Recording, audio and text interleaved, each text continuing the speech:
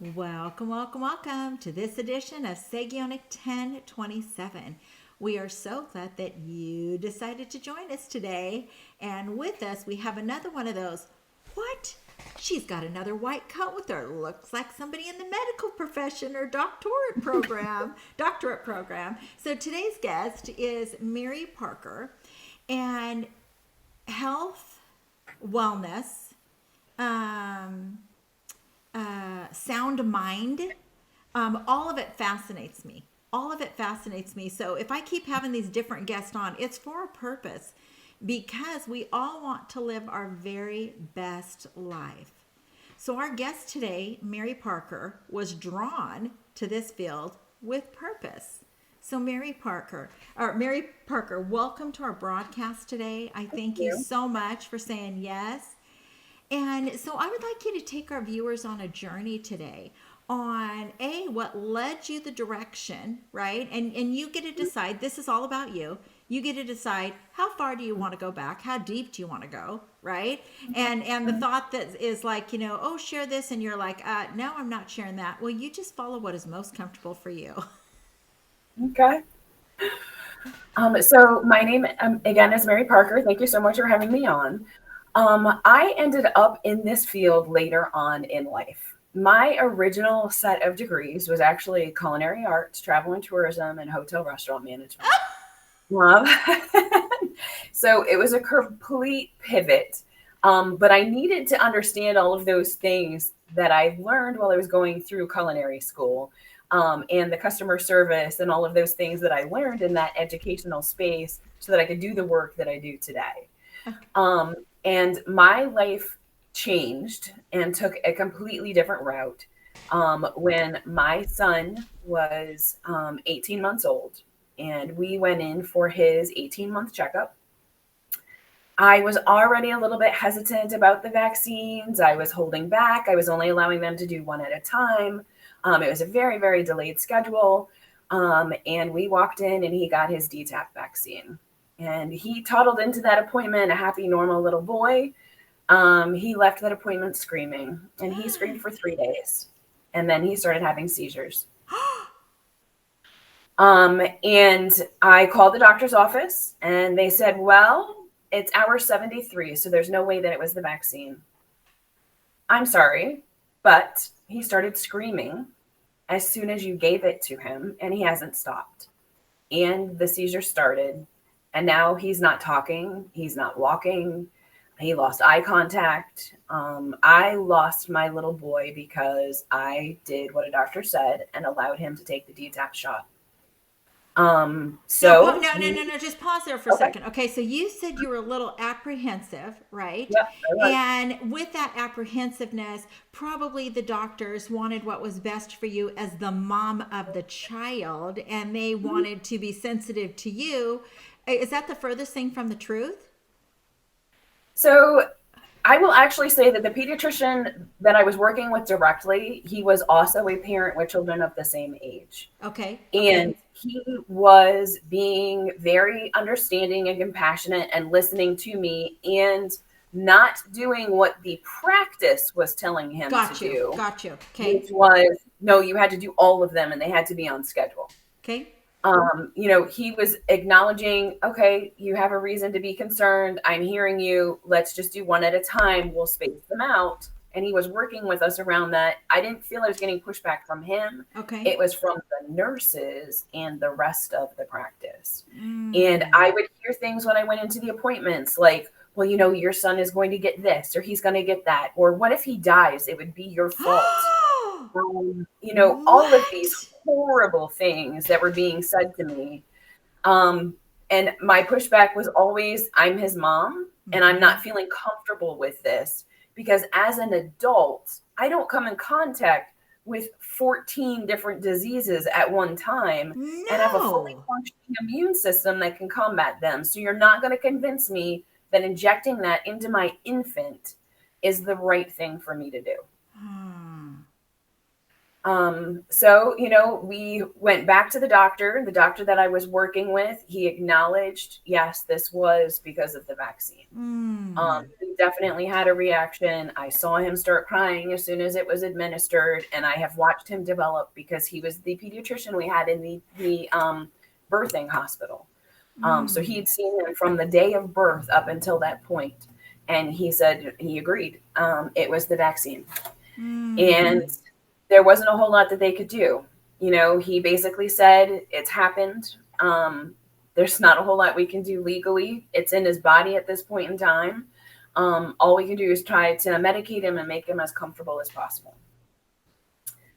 That didn't really fly with us. We didn't feel that that was the route that we wanted to go. And when I say us, that was really me. At the time, the spouse that I had at that point in time was, though he saw what happened, he also was not fully on board with the thoughts and the feelings and the decisions that I was making around those things. Because let's pause there for a second, because truth be told, people for decades, people have said things, I'm 56. Oh no, you don't have to give your age, but I'm 56, right? So when I was little, there was barely any vaccines, right? Yep. When my children were little, my oldest is going to be 38, right? When he was little, there was just a handful of vaccines, but now it is way different. So people even saying to your face, well, I was vaccinated growing up and I'm just fine. They don't understand truly what they're saying, right? Yep. And isn't it a process of learning to re-educate oneself? Yes, and it's quite a battle. Even fighting with myself in, am I doing the right thing? Is the nurse right? Is my child going to die because he's going to come in contact with some disease I didn't give him a vaccine for? But there was just something in me that was saying, no, like this just doesn't feel right. I don't feel like this is the path. So we ended up going to a functional doctor, and we did a whole detox protocol. We were doing some TRS, which is a zeolite spray, doing bentonite clay. We were doing charcoal, and we were eating a very clean diet. I did detox him. We started to get him back. He was recovering. We were doing pretty good. And then at the age of 3, he was shook by a daycare provider. And he suffered a traumatic brain injury. And I was done with the medical field at that point in time. Because when they started treating him for the head injury, it was again, well, here's all these medications. There's not a lot that we can do for a head injury. But my son had every response you could possibly think of that was negative to taking medication. At the age of 3, he pulled a push pin out of the wall and tried to cut his wrist open because his head hurt so bad he didn't want to live anymore. 3-year-olds don't do that. It was very emotional. It was very hard. It still is emotional today. Especially since I just was not receiving support from the doctors. And every doctor that we went to, we lived in Connecticut at the time, and we were in between Boston and New York City. So I would drive to New York City, I would drive to Yale, I would drive to Boston's Children's Hospital. These doctors would do nothing but argue with each other. It was, don't do what that doctor's saying, do what I'm saying, and here's why. And it was a constant, it was a pissing contest, or like this big ego contest between these doctors. They were not really concerned about my child. They were concerned with their own ego and being the person who was right. And it just was not fixing what was going on with my kid. So we went back to functional doctors, and my son did manage to recover to a degree. We did oxygen therapy. We did neurofeedback. We again did like detoxing and functional diets, and followed all of these different protocols. It took us a number of years, and he was diagnosed at the age of 10 with something called PANS, which is pediatric autoimmune neuroencephaly syndrome. And it was told to us by the functional doctor we were working with at that time that he actually probably received that also from the DTaP vaccine. Because in many of the vaccines, they use viruses like strep throat as carrier viruses. And it crossed the blood-brain barrier and made it to his brain. So my son's brain was constantly under attack from a virus. And that is why we were having the big emotional responses that we were having. By the age of 5, he was diagnosed with like 7 different psychiatric disorders. They're saying he was anxious and he had ODD and he had reactive attachment disorder. And not one of those diagnoses went back to the fact that he was vaccine injured. He had a traumatic brain injury, and he had all of this trauma that was tied to both of those 2 situations that happened. No. Pause for just a quick second.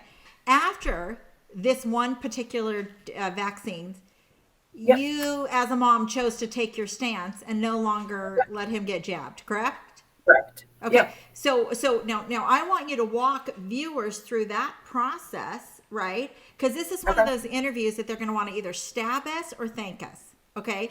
So walk viewers through the process of you choosing to take a stand over your own child that grew inside of you life, over this child's life. What was that like? What kind of opposition did you come against? And how many so special people put their nose up in the air as if their kids were better because they were vaxxed and yours wasn't? Did I say that out loud? So the pushback that I had received up until the 18 months was nothing compared to what I received afterwards. So the pediatrician's office, I had threats that we were going to be dropped as patients because he wasn't vaccinated. And I was endangering the rest of their practice. I was told that I was going to be reported to CPS because I wasn't vaccinating my child, despite the fact that I had a letter from their practice, from their doctor saying his reaction was to this vaccine. We had people in our lives who didn't want to have play dates with us because we weren't vaccinated, or, well, the flu's going around at school. It must be because you guys didn't vaccinate. Sorry, but we're not sick. So I'm not really sure, how exactly that's happening. And then the entire conversation of my kid can't pass something he doesn't have, and it just didn't seem like people could wrap their heads around this for whatever reason. And the argument, that we received quite frequently was that because we didn't have the vaccine, it was our fault that somebody else was sick. Despite the fact that he wasn't sick or no one in our house was sick. There was one time where hand, foot, and mouth went through the kindergarten class, and we were basically told, oh, well, it's your fault because your kid didn't get some vaccine. And I was like, there's not a vaccine for hand, foot, and mouth. So what you're saying doesn't make any sense whatsoever. And he's not sick. Your kid's sick. Mine isn't. Yeah. We heard a lot of these things that had my mind going, I just don't understand how people can think this way or go after a child who has a documented medical issue with receiving these particular vaccines. Why would I continue injuring my child over and over again? And he was in such bad shape that first time. What would happen if I did it again? Oh my God. Would the side effect the next time just be that he's dead? Oh God. And why would any mom or dad ask another parent to do that and risk their child's life?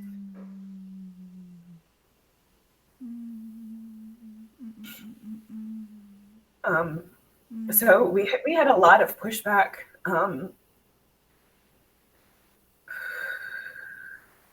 I had to fight a lot with school districts. I had to constantly bring in documentation as to why he wasn't receiving this vaccine, why he was not receiving, the next set of vaccines. Even going into middle school, we already had all of this documentation in elementary school. And going into middle school, they want you to get the HPV vaccine.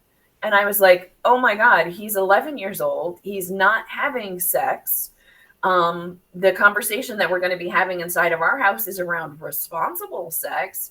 Why would I give my son this particular vaccine, especially when I'm seeing all of these lawsuits and all of these people that have gotten it who are paralyzed and have all of these other side effects that are occurring. So I'm not going to endanger my kid with that particular issue, especially where HPV is one of those things that all of us at some point in time do come in contact with. The majority of us naturally heal from it. You know, pause there for a second. I can remember, I've raised 6 kids, and I can remember when my daughters, because they were just introducing that to the girls. I remember when it first came out, and before we got to the doctors, I had to drill my children and tell them, da da da da da da da da da, let the doctor talk to me. And I remember when they were 15 and the doctor didn't look at me, the doctor looked at my child and tried to talk to my child about danger. Right? Well, then we were put on the hot list that on the piece of paper that you fill out before you go into the doctor's office, it says, do you ever refuse to take what the doctor gives you? Right? And I'm like, are you kidding me? The only reason we had doctors is because they told us we had to have a primary care doctor, and then all the sporting events the kids went through. Right? Yep. Okay. So I just had to throw that in there, that parents, oh, goodness sakes, let's stay on course, Sean. Okay, share some more, Mary. So during all of the stuff that I was going through with my son, when he actually was shook by the daycare provider, I was working at Pfizer in clinical research. So I had even more insight into what was going on inside of the pharmaceutical field. And it was more and more cementing in my mind, this isn't the path. This isn't the way for us. And I don't want to endanger myself or my children, because I was seeing the things that were going on behind the scenes. And I started putting myself back through school. I went back to school for mental health and social work. And the reason that I chose that was because my son was being diagnosed with mental health diagnoses after another. You know, the list, like I said, had 6 or 7 different things on it, but nobody was looking at the full picture and going, these traumas happened. These things happened to this poor little baby's brain. And that is what caused these presentations. My kid is not someone with oppositional defiance disorder. That is not what was happening with him. It wasn't attention issues. It was not, you know, that he had reactive attachment disorder. He was actually very healthily attached to me and to his father and to his entire family. What he wasn't attached to was to people that he didn't trust. And he certainly did not trust doctors, because even though he didn't have a firm memory of being 18 months old and receiving that shot, his brain recalled it was a doctor. You know, and that person. And his physical body through that muscle memory of warning, warning, warning, you know. So were you ever able to prove that this happened at daycare? That's terrible. Oh, yes. The person in daycare was actually arrested. There were 6 witnesses to the incident. I actually arrived at the daycare center to police there. They had already taken all of the statements. So it wasn't my word against the daycare center. It was the witnesses against the daycare center. And because there were so many of them, you know, we had everything that we needed to know that it had actually occurred. So then what happened? So now we're in junior high. You brought us up to junior high. Yep. So we actually pulled him out of school during COVID and just said, forget it. We're not going back to school. At the time we were living in Connecticut. I had been to Washington, D.C. With multiple organizations, including with Del Bigtree and Robert Kennedy, you know, fighting with politicians about the fact that we need to have medical choice. We need to have medical freedom. I had been to the Connecticut State Capitol because Connecticut was doing away with every possible exemption. At the time that COVID hit, they were down strictly to a medical exemption. You couldn't do a philosophical exemption. There was nothing else. And our doctor was told that if he continued writing exemptions for vaccines, he would lose his license. Oh, somebody's in big trouble by my father. That's terrible. That is terrible. So here I have a child that I know can never, I'm not going to put him through this, but they're about to take away the only avenue that we have for protecting him. If he can't have a medical exemption, then his life was at risk. So for us, we actually, in the middle of COVID, we gave up our home, we gave up our business, we gave up every piece of furniture that we own, and we moved from Connecticut to Texas with just our children and our clothes. We started all over again. We came down here, we rented a long-term Airbnb, we reopened the business. And we have just recently been able to move into a full rental house where we're buying our own furniture and starting to replace things. It's been a process, but he has, through homeschooling, we were able to graduate him, and he is doing very well now, despite the fact that he has PANS. We now know the protocols that we need whenever he is exposed to something that makes him ill. We know exactly what we have to do so that we can control his immune response, because the PANS will flare, and then his behavior and his mood and all of those things are affected. So he's graduated. He's going to college. He's working in our office. He's one of our neurofeedback technicians. He's a wonderful, wonderful young man. And he is going to continue to be an advocate for other people in saying, he doesn't want his children to ever receive any vaccines because of his experience. And we've talked about the fact that since he was already so susceptible and he had such big reactions, the possibility exists that his children, their reactions would be even bigger than his. Because we pass our toxicities down to our children. Isn't that wild? Yep. Now I've got a question for you, and I'm going to innocently ask this question because I only saw, but I don't know. Okay. Yep. So through your studies and wanting to advocate correctly for your son, okay, I recently read something that there are different male and female, it's a dreadful way to say it, segments of human bodies that are placed inside of vaccines. Therefore, that's why you can get a child that is prone to be drawn towards feminine attributes as opposed or male attributes. Okay, is there such a thing? And there's a lot more to that conversation. Okay. So yes, they are injecting male and female components into our children, but they are also injecting hormones into our food. We are getting birth control and things like Viagra that have been excreted through urine, and then they're back in our water. So we are being exposed to hormones that are male and female, as well as sexual health drugs from very, very young age, actually from conception, because our parents are eating and drinking food that is laden with these hormones. We do know right now that young men that are in puberty, their testosterone numbers are not hitting where they're supposed to in many instances for these boys that are presenting with mental health diagnoses.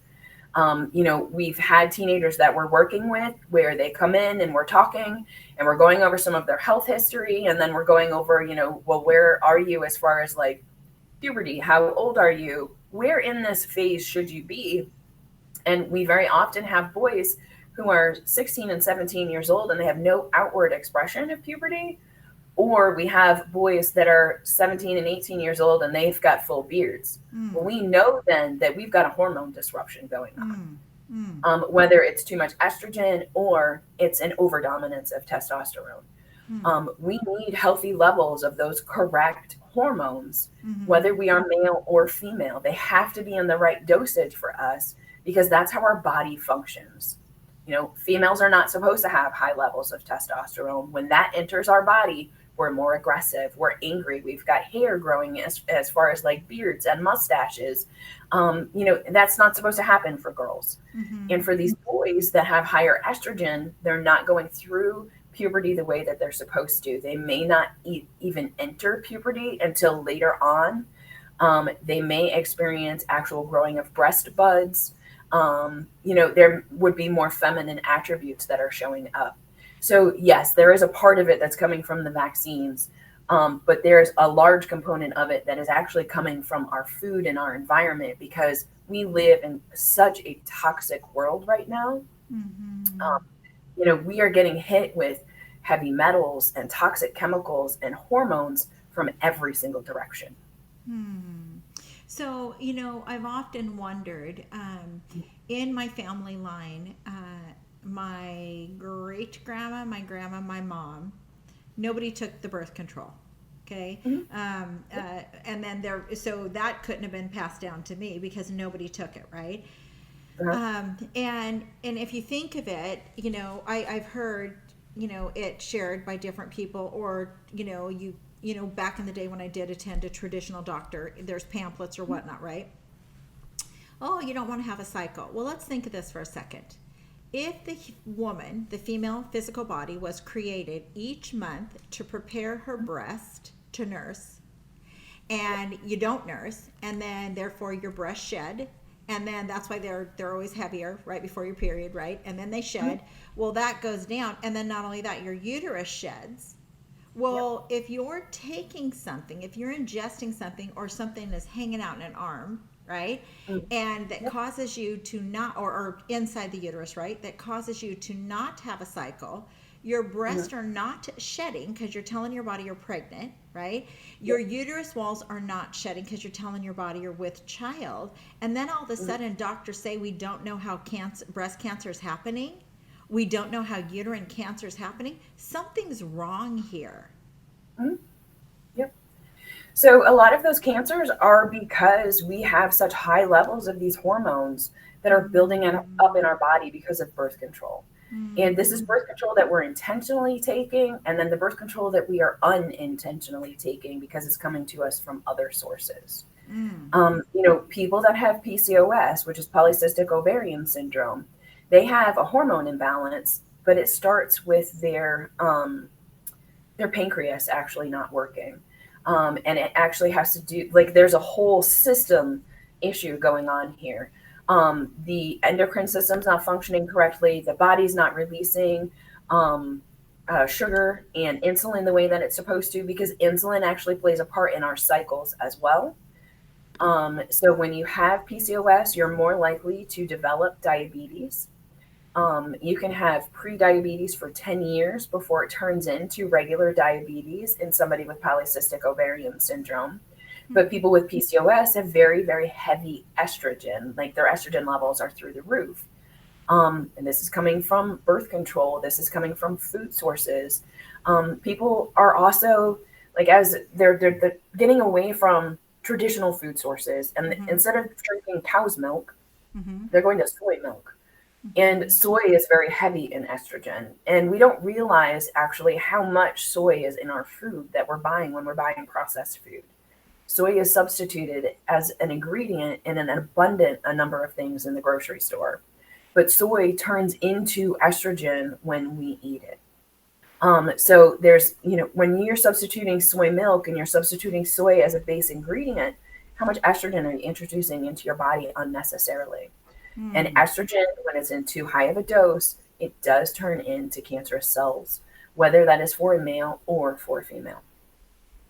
And this is something to really look at. So what would you say? Because okay, so we're gonna get to your overall practice that you guys have going on there, because I want people to know, okay? Because and I love just like flashlight, flashlight, flashlight. We take insurance, right? I think that needs to happen more and more and more and more and more.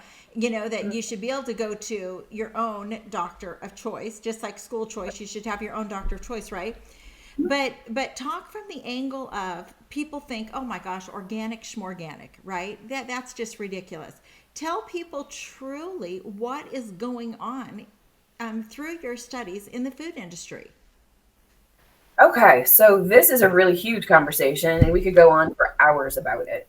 But if we go back just to the basics of it, Okay. okay, what has happened inside of our food industry over the last 50 to 70 years? Mm-hmm. They're hitting us on multiple levels. Mm-hmm. So, first, they're adding things to our food like excitotoxins. Mm-hmm. Excitotoxins are added to our food to make us more addicted to eating it. Mm-hmm. And you can find this in pretty much anything that's a processed food, and you especially find it in fast food. It is intentionally put in there so that you are craving that food and you're eating that food even when your body doesn't need it. They have also genetically modified our food. So many of our foods today contain pesticides inside of the actual grain. So like gluten, for one. Most people that I work with and that we see inside of our practice, they have a gluten sensitivity. This isn't celiac disease. This is a gluten sensitivity. But this gluten sensitivity doesn't exist if they go and they eat gluten in Italy, because Italy is using heirloom flour that hasn't been genetically modified to contain the pesticide inside of the actual wheat germ. And I'm going directly to gluten because this is the one that people hear the most. But it isn't just gluten. All of our food is being genetically modified so that inside of the actual plant, they are including not only the pesticide, but there are now a number of different labs that have modified food to include vaccines in the food, including lettuce, tomatoes, and a bunch of different herbs. Corn is one of the most genetically modified plants on the planet, as is soy. So, they have modified our food in ways that it was never intended to be modified. We're not supposed to ingest pesticides.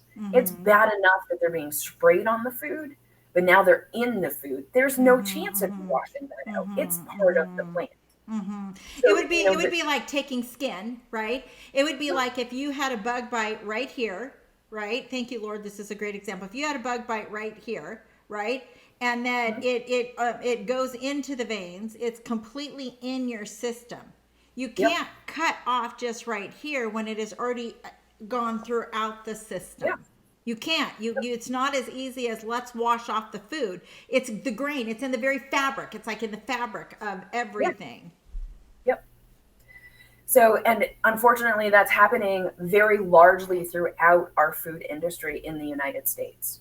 And as much as I push, you need to eat as organic as humanly possible, even our organic food in the United States isn't fully organic. And the reason that it's not fully organic isn't because of the organic farm. It's because of the farm next door to the organic farm. And then our water that's being sprayed on our organic produce. This is huge, okay? Because the other day I thought, okay, I'm just going to have a few of this one particular item that's in my pantry. Because it only has 4 ingredients, right? So I'm cool. I get this. It only has 4 ingredients, and I know it. But then I'm like, wait a minute, Sean, you better take a better look at that, right? So I look at something, and I'm gonna read something to you here. I look at something, and it has in it. I got to go to the right one. It has in it calcium hydroxide. So I'm like, wait a minute, where does calcium hydroxide come from? Okay. It says starting material is limestone, a naturally occurring rock rich in calcium. It says process. Limestone is heated in a kiln to produce calcium oxide. And then in parenthesis says quicklime. Shaking calcium oxide is then mixed with water to create calcium hydroxide, which is called slaked, SLAKED, lime. Actual limestone, stone, like ground up stone.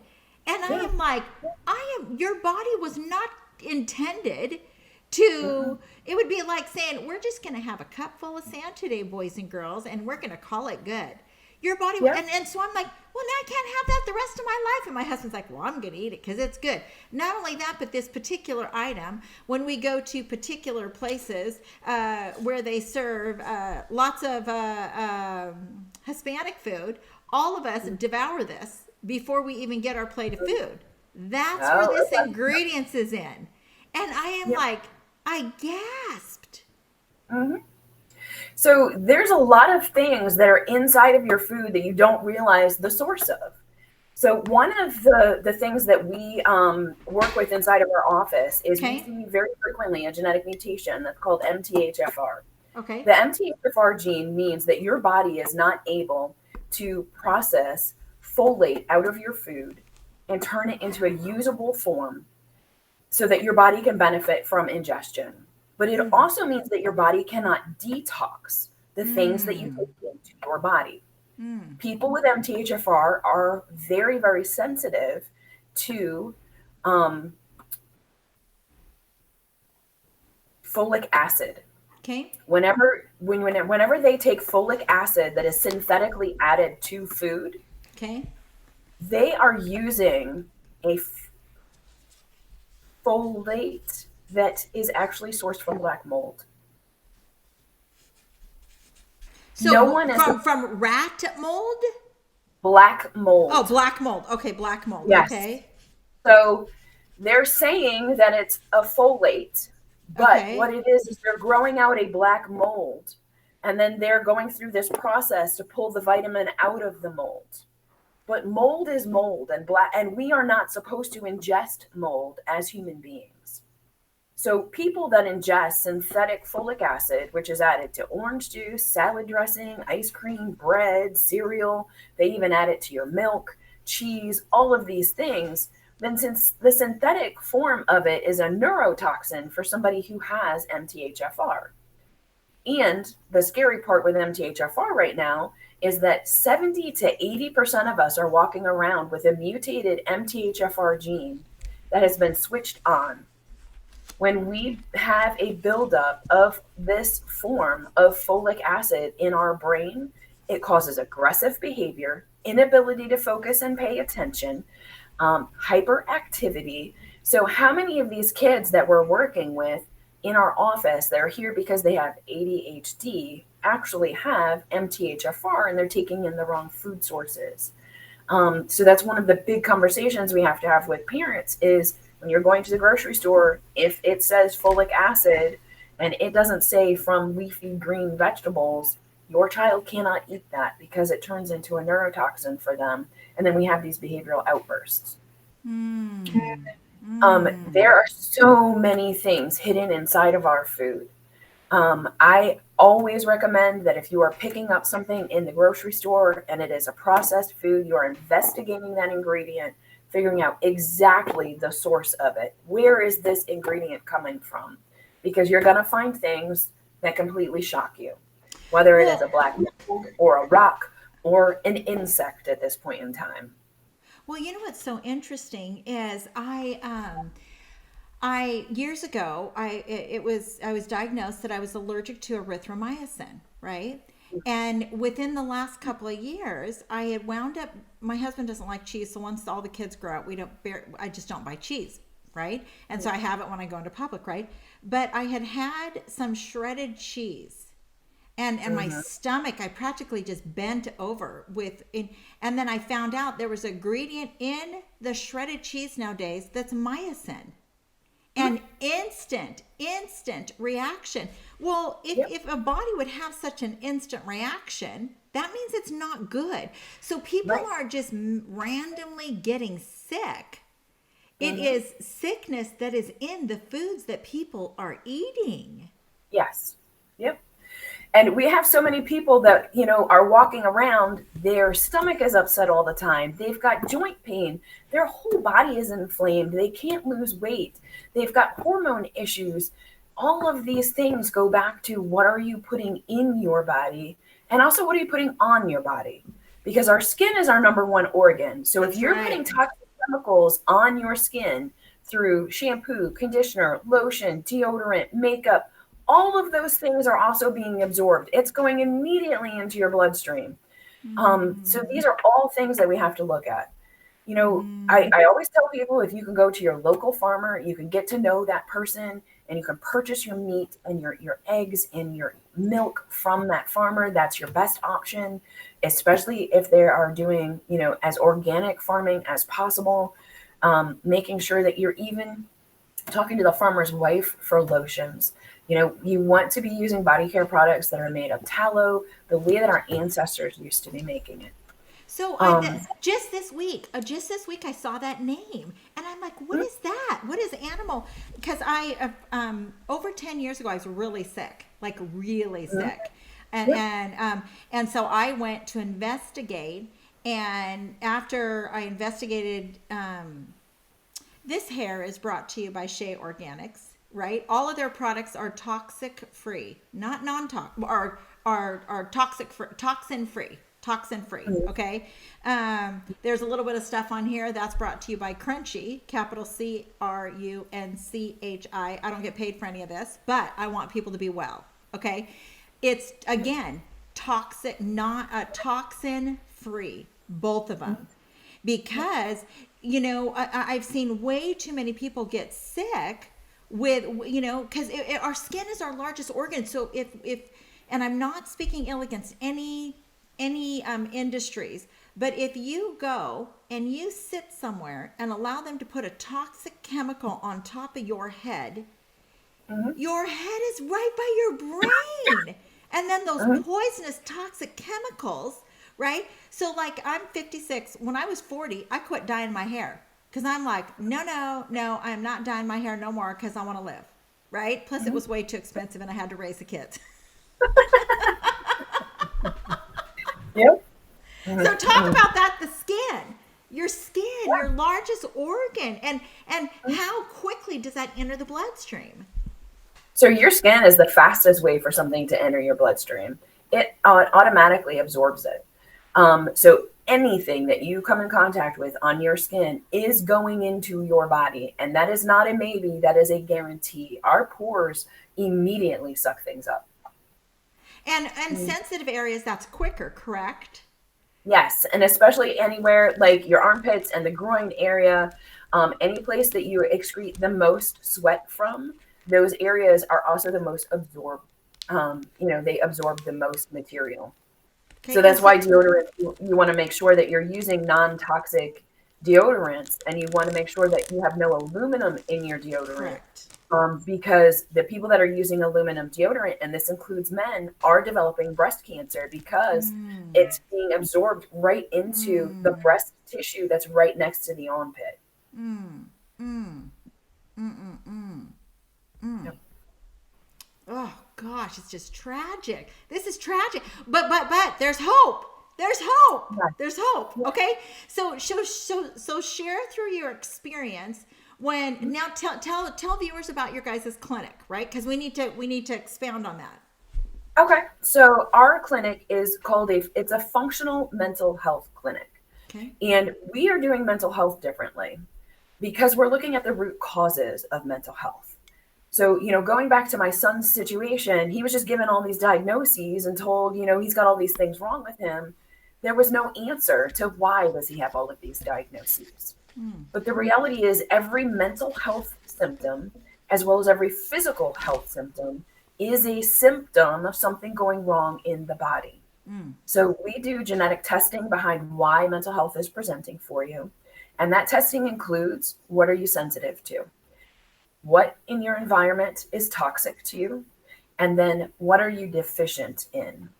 Because all of these foods and these things that are in our water that are bringing in these chemicals to our body, despite the fact that we live in the modern day and age and we have easy access to food, abundant access to food, we have access to food and to water that isn't safe because the chemicals in it actually are leaching nutrition from our bodies.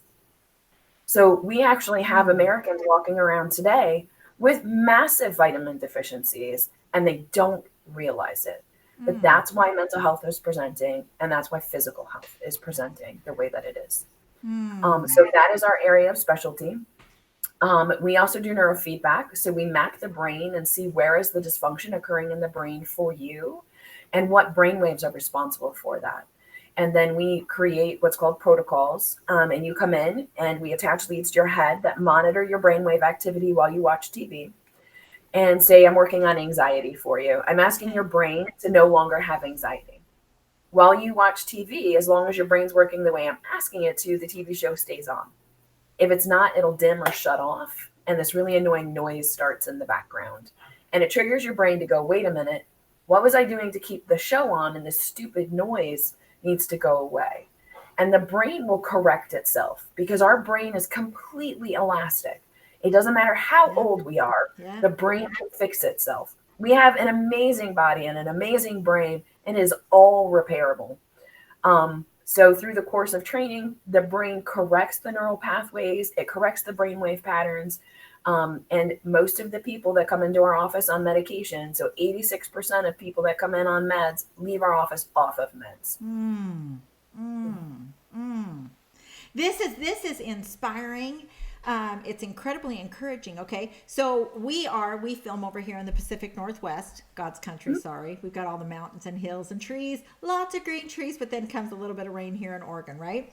And so I love that your clinic also takes insurance, but I have a question for you. With modern day things the way they are now, do you do virtual appointments? And when somebody goes to do blood work, how does something like that work when you want to examine that? Is that something you do, or you traditionally just right there in the heart of Texas? So for being able to use your insurance, you do have to be in the state of Texas. Okay. I do telehealth. Okay. We also have a coaching aspect of our practice that is cash pay only. Okay. But that coaching aspect allows us to be able to work across state lines. Okay. Because you cannot do counseling across state lines. Okay. So we have to differentiate between the two different businesses. We have Infinite Potential Counseling, which is Texas only. And then we have Infinite Potential Functional Mental Health, which is nationwide. And that is a coaching practice. So give us an example of, obviously confidential, right, of a situation where you watched someone come in a certain mental state, or a lot of different mental states, right? And how through your clinic specialist, right? How you were able to share with them that what goes in affects the human body, and you watched their life, and then now they're thriving in society with the change. Well, I have 1,000,001 examples of that. So I can start with a simple one. Okay. So we had a family that came in. Their child was around 5 years old. And for the most part, was a very mild-mannered little boy, very kind, very friendly. But all of a sudden was having really aggressive outbursts to the point of trying to knock mom's head off with a baseball bat one day. This was very abnormal behavior. They had never seen it before, and there was a great deal of concern. So they brought him in for the behavioral aspect of it. But because it was abnormal, and when I met with the family, I went through family health history. This child was born with a tongue tie. We know that when you're born with a tongue tie, you have the MTHFR genetic mutation. We already know that it's there. So this family at the time was on Medicaid or Medicare, so it's state insurance, and they could not afford to do the genetic test because the test is not covered by insurance. But because we already knew that MTHFR was there due to the tongue tie, I had mom go home and keep track of food for 2 weeks. Okay. And then come back in. And it wasn't just food, it was mood and behavior for each of those days. And inside of those 2 weeks, I was able very quickly to see that anytime he drank orange juice, he was having an aggressive day. So I asked mom to go home and take a picture of the orange juice and then turn it around and send me a picture of the label for the orange juice. Well, lo and behold, this was an orange juice that had a lot of folic acid added to it. So every time he drank it, within 24 hours, he was having these aggressive outbursts because the folic acid hit his brain as a neurotoxin, and that was how it was displaying for him. In this one situation, all we did was change the orange juice, and mom checked all of his food to make sure that there was no added folic acid that was synthetic, and the behavior completely went away. So that one was a fast, easy one. It required absolutely no testing. We've had more intense cases. We had a kiddo who came in and being still in puberty. She was 13 or 14 years old. She had a father who had been diagnosed with schizophrenia, and she was already showing signs. And this is abnormal. Schizophrenia doesn't tend to come on until around 21 is when we would start to diagnose. But we were already having auditory and visual hallucinations. Okay. Aggressive behavior at school, aggressive behavior at home, getting arrested, failing all of the classes. Came into our office on 7 medications. We did the genetic profile, and our genetic test, it's a spit test, so there's no blood work involved. Okay. I'm not making money off of the test. I actually send you right to the company's website. You can order the test right to your house. And then the only appointment you have to have with me is to review the test so I can tell you exactly what we need to do. So mom came in, we did that test, we reviewed all of the details. Well, schizophrenia, we know, with schizophrenia, MTHFR is present, but we also know that gluten sensitivity is present. So if we can immediately remove gluten from the diet, we start to see that neuroinflammation decreases in those particular cases. So mom was very, very strict with the diet and did remove gluten. Within a few appointments, we were able to see the neuroinflammation had gone down. The hallucinations were less, but we still had aggressive behavior. They were still there. So we got, more work into the genetic profile. Okay, we need to add on these vitamins. We added on vitamins. We did neurofeedback with this particular client, and we were able to work with their medication provider and with mom being very, very strict around the diet. We ended up removing gluten, dairy, corn, food dye, and processed sugar. So all of these things had to come out of this kiddo's diet. Mom moved as organically as was financially possible for their family with body care products and cleaning products inside of the house. It did take us, it was almost 2 years for this particular client. But when we were done and we discharged her, she was down to 1 medication that was at a subtherapeutic dose. Her grades were all excellent. She hadn't been arrested in quite a period of time. All of the aggressive behavior was gone. So, it's not we get families that come into our office and they want an immediate, this is the fast fix. There's no such thing as a fast fix when we're dealing with something that has to do with our genetics having been changed because of the things that have gone into our body. It took us time to get here. It takes us time to reverse it. But we do know that particular kiddo, it's been a number of years. That mom still reaches out to us every year to let us know she's doing okay. She has entered college and she's doing great. She's still only on that 1 medication. There's never been a return of any of the hallucinations. That is amazing because you're screaming hope. You're literally screaming hope for people, because if something happens here, right? Okay, there's that saying back in the day, you are what you eat. It's bigger than that. It's literally. Oh yeah. You're mentally what your mental capacity is altered by what you consume, right? Oh, absolutely. And so it's almost like unlearning or deconstructing, right, our foods, because no, we're not supposed to shove our bodies with grains that are bad and toxic for our bodies as the base of things, right? And then you think of just people, picking the quick thing, right? What can I quickly give a kid?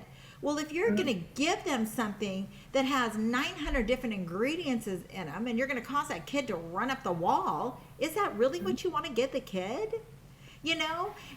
And what is it with I've heard different things where people say, oh, apples are bad because there's so much sugar in it, right? Or this is natural foods where people say, oh, carrots aren't good for you because there's too much sugar. And I'm like, what do you mean? It seems like natural things would be the best thing to eat, not some put together something. Right. So, we were given everything that we need to take care of ourselves. There's no reason for processed foods for us as human beings. God gave us a planet where we have all of the animal proteins that we're supposed to have and all of the plant proteins that we're supposed to have. And I find environments so interesting when you go across the globe and you're looking at the natural medicines that are available in the environment that you're in. So we moved to Texas from Connecticut, and we were very close to the area where Lyme disease was. We were right near Lyme, Connecticut. And one of the plants that grows very prolifically in Connecticut is mullein. And I love mullein because if you are bit by a tick, you can actually chew it, turn it into a paste, put it on the bite, and it sucks the toxin out. That is something that was put naturally in our environment to combat the disease in our environment. And moving to Texas, when I went and looked into what were some of the natural foraging things in Texas as far as health, there's this air plant that seems to be on a lot of trees down here. And I was like, it seems to be everywhere. So I wonder what its actual job is. And I took it home and I started researching it, and it actually combats diabetes and kidney failure. Well, people in Texas, we love our red meat and they love their alcohol, and they end up with a lot of kidney issues. And there are dialysis centers all over the place. But this plant can be steeped in a tea and fix the health issues that are predominant to our area. So it is absolutely astonishing to me that, we have all of these things available to us and people are unaware of what is around them in their environment.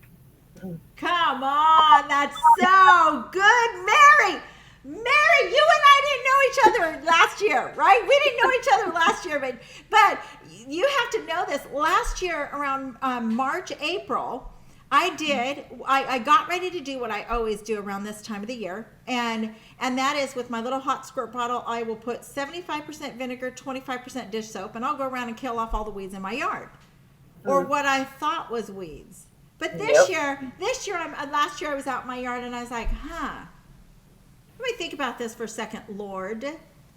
If it is native to Oregon and it shows up every year in my backyard, A, I bet it's good. B, I wonder if it's edible. 99% of the weeds in my yard are edible, and I ate them last year. There was only one poisonous weed that snuck its way into my yard. Okay. And so I started eating weeds, right? And then that's when I learned that blueberry leaves are loaded with nutrients, strawberry leaves, raspberry leaves, blackberry leaves, right? There's a plant called butterfly bush, right? The flowers are, give you help you feel relaxed in the evening, right? But the leaves are edible, right? I learned all kinds of, right there in my backyard, edible. And I'm alive still. Yeah. And, dandelions, people kill dandelions from their yards, but dandelions are so healing for us. And we need them because our livers are so burdened with trying to detox from all of the things in our environment. But having a cup of dandelion tea or eating a dandelion salad, those things help our body to heal and to be able to process all of the things that we're putting into it. This is just fascinating. I hope viewers get as excited as we are today, okay? I want all of our viewers to know and how to get a hold of Mary Parker, that underneath this YouTube video, you're going to see the word more. If you click on that word more, you will find all the ways and how to get a hold of the clinic and Mary Parker. Mary, any final words? Listen to your gut and your intuition. And if there's something telling you that this is the wrong thing for you or for your child, do not let anybody, I don't care if it's your mom, shame you into feeling wrong for the decision that you have made. Because you know your child, you are the most in touch with your child. And let me tell you, there is nobody on this planet who is going to actually look out for your child's well-being more than you. That doctor does not care, actually, when you go home at night, what you are living with, because they're not experiencing it. So please listen to yourself. Listen to the messages that you're receiving. If you feel that the answer is no, the answer is no. That's really good. And might I add also, for the love of Jesus, who I truly do love, right? Pay attention to your own physical human body, that if you feel like hell hours after you consume something, maybe take a look at what you actually just ate, right? Like really start to pay attention, because it's not about, rules. It's about, what is this doing to my body? Right? What is actually happening when this is placed inside of my body? Right? So tell me about raw organic honey.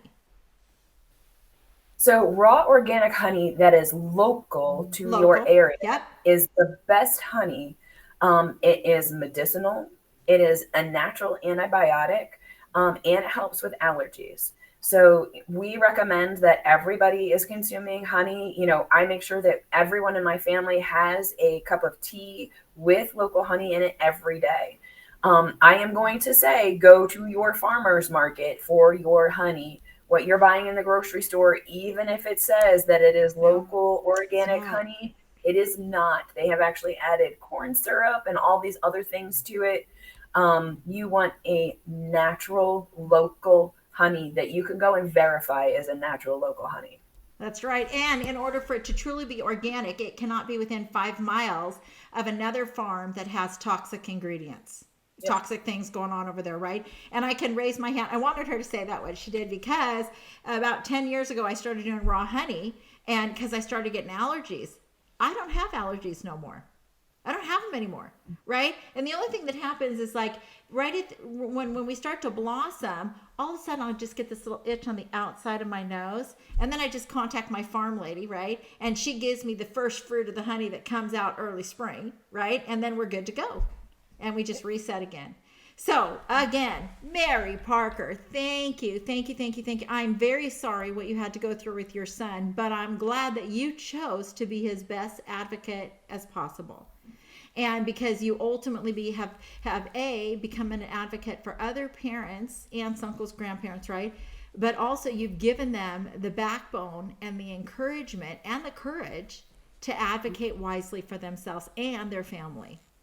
So Yes, thank you very much. I truly am grateful for this opportunity to be able to interview and get more insight out there to our people.